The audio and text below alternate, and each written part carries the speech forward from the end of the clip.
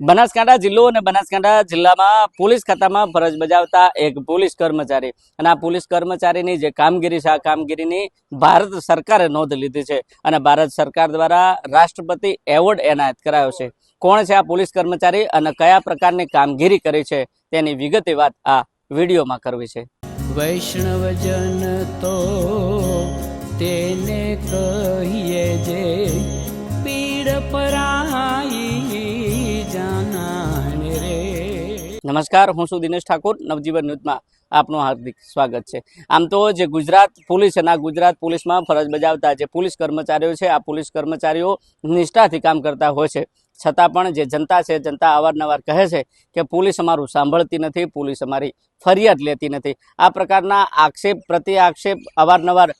જોવા મળતા હોય છે, પરંતુ બનાસકાંઠા જિલ્લો અને બનાસકાંઠા જિલ્લામાં જે પોલીસ છે આ પોલીસમાં એક એવા પોલીસ કર્મચારી ફરજ બજાવે છે કે જેઓ પોતાની ઓફિસમાં બેઠા બેઠા 300થી વધુ અનડિટેક્ટિવ જે ગુના હતા અને આ ગુનાઓ ઉકેલવા માટે પોલીસને હજારો કિલોમીટરનું અંતર કાપવું પડે છે, વર્ષો વીતી જાય છે આ કામના જે આરોપીઓ છે તેમને શોધવા માટે, પરંતુ આ જે પોલીસ કર્મચારી છે આ પોલીસ કર્મચારી ચપટી વગાડતાની સાથે આરોપી સુધી પહોંચે છે। વાત વડગામ તાલુકાના ધોતા ગામના બળવંતસિંહ મોતીસિંહ જે સોલંકી, જેઓ 1996ની જે પોલીસ ભરતી પડી હતી આ પોલીસ ભરતીમાં પાસ થયા હતા અને જેઓ જે જિલ્લા સહિત જે પોલીસ મથકો હતા આ પોલીસ મથકોમાં વારાહી, સિદ્ધપુર, ભીલડી, એલસીબી, અમીરગઢ તાલુકા અને હાલમાં તેઓ જે બનાસકાંઠા એલસીબી પોલીસ છે અને એલસીબી પોલીસમાં છેલ્લા 26 વર્ષથી ઇન્ચાર્જ રાઇટર તરીકે ફરજ બજાવે છે। અને આ જે પોલીસ કર્મચારી છે આ પોલીસ કર્મચારી દ્વારા જ્યારે કોઈ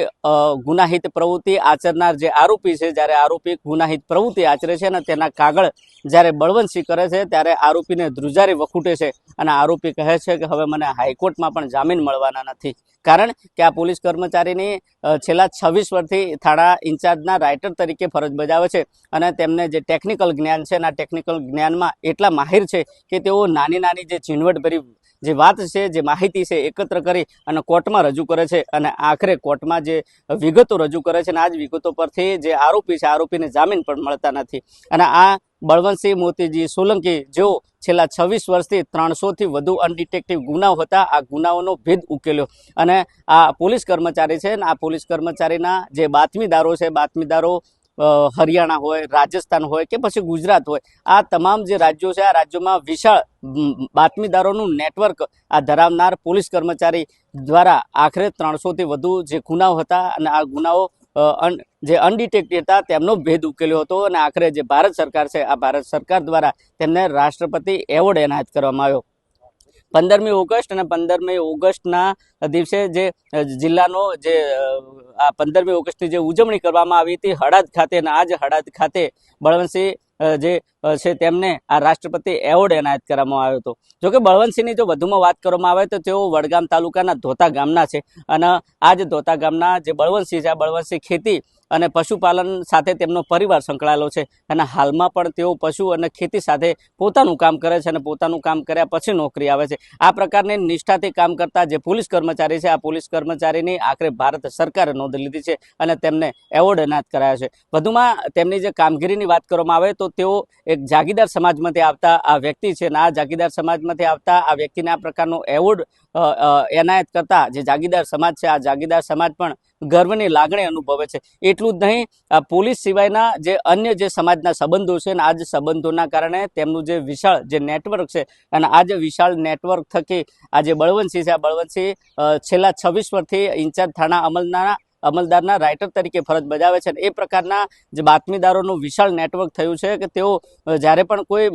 ફરિયાદી પોતાની ફરિયાદ પોલીસ મથકમાં નોંધાવે છે અને આરોપી પકડમાં નથી આવતો ત્યારે અધિકારી દ્વારા તપાસ અને કાગળ છે કાગળ બનાવવાનું કામ આ બળવંતસિંહને આપવામાં આવે છે અને બળવંતસિંહ ચપટી વગાડતાની સાથે આ આરોપી સુધી પહોંચે છે અને પોલીસને કહે છે કે આ જગ્યાએ આરોપી બેઠો છે, આ જગ્યાએ તેઓ રહે છે, આટલા સાલથી રહે છે। આ પ્રકારનું વિશાળ નેટવર્ક બળવંતસિંહ ધરાવે છે અને આખરે 26 વર્ષના જે નોકરીના સમયમાં તેમને રાષ્ટ્રપતિ એવોર્ડ એનાયત કરાયો છે અને આખરે તેમની કામગીરીને નવજીવન આ બિરદાવે છે, તેમને કામગીરીને સલામ કરે છે। દિનેશ ઠાકોર, નવજીવન ન્યૂઝ, બનાસકાંઠા।